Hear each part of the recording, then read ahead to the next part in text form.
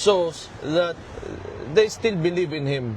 Kasi siya yung tumatakbo na mayor. So tambak talaga yung kalaban despite of in spite of na ang dami nilang pera na ginamit, yung tinayuan nila yung resources ng DSWD and they claim it as their own resources to as indirect vote buying, but still, you know, the Davaoenos believed in him. But anyway, okay naman. Masaya kami. You know, as a family, masaya kami na nandyan kayo because di naman tayo magkadugo.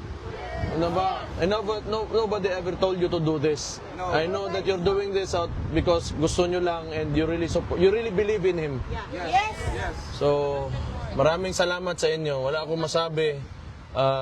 Siguro kung walang ganitong klaseng suporta from the Filipinos, ayaw ko na rin. You know, okay, ang hirap eh.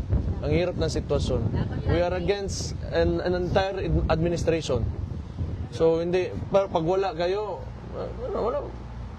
Baka bukas nga, wala na ako. Di ba? Hindi natin alam eh. But I know that my father and especially my sister also ngayon, na nandyan pa, is protected by the people. Yes. Yeah. Sir, That's why 2028 senador. Okay ra ko. Yun yan, may magbanday sa Davao. Okay ra. Di, magkataas imuhang posisyon, magkadako imong problema. Dire ra ko sa kanang kuan, Davao ra ko, ay ko ninyo gilabte. Sir, may pag-uusap po ba kung ano yung mga priority programs ng projects ni PRD as Mayor of Davao City? Wala man, kay nangumusta lang siya sa Davao. So, yung tinanong niya kung ano status, sabi ko okay naman, yung turnout ng elections shows that they still believe in him. Kasi siya yung tumatakbo na mayor. So, tambak talaga yung kalaban despite of in spite of na ang dami nilang pera na ginamit, yung tinayuan nila yung resources ng DSWD and they claim it as their own resources to as indirect vote buying, but still, you know, the Davaoenos believed in him. Ibig sabihin yan, that you cannot really topple down kung ano yung nagawa ng isang tao and trust na nag-gain niya sa mga Davaoenos. So, luckily, ako, si Duterte din, anak niya, kasama ako doon, nadamay lang ako, kumbaga, so nakuha ko rin yung boto, mostly na nakuha niya. So, yun, I'm so thankful for what's happened in the elections in Davao.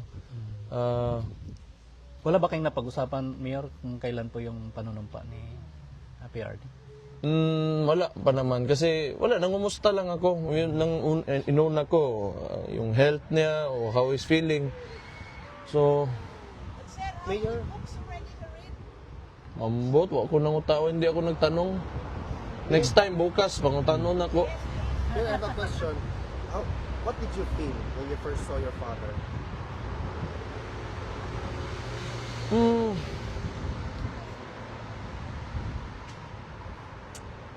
Honestly, mix ang emotions ko. Kasi, tatay mo yan eh. He's 80 years old.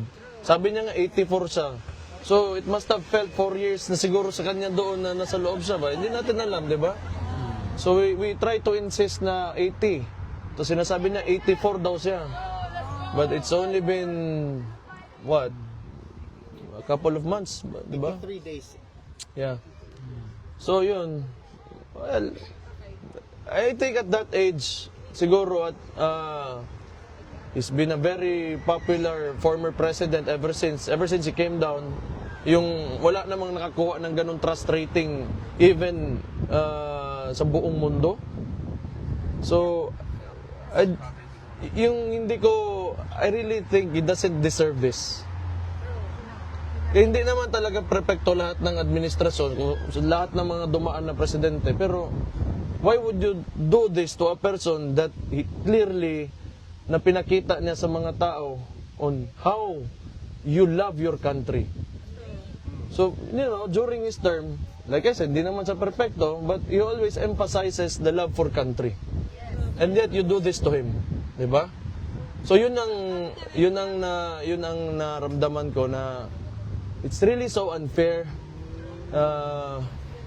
that they did this to him.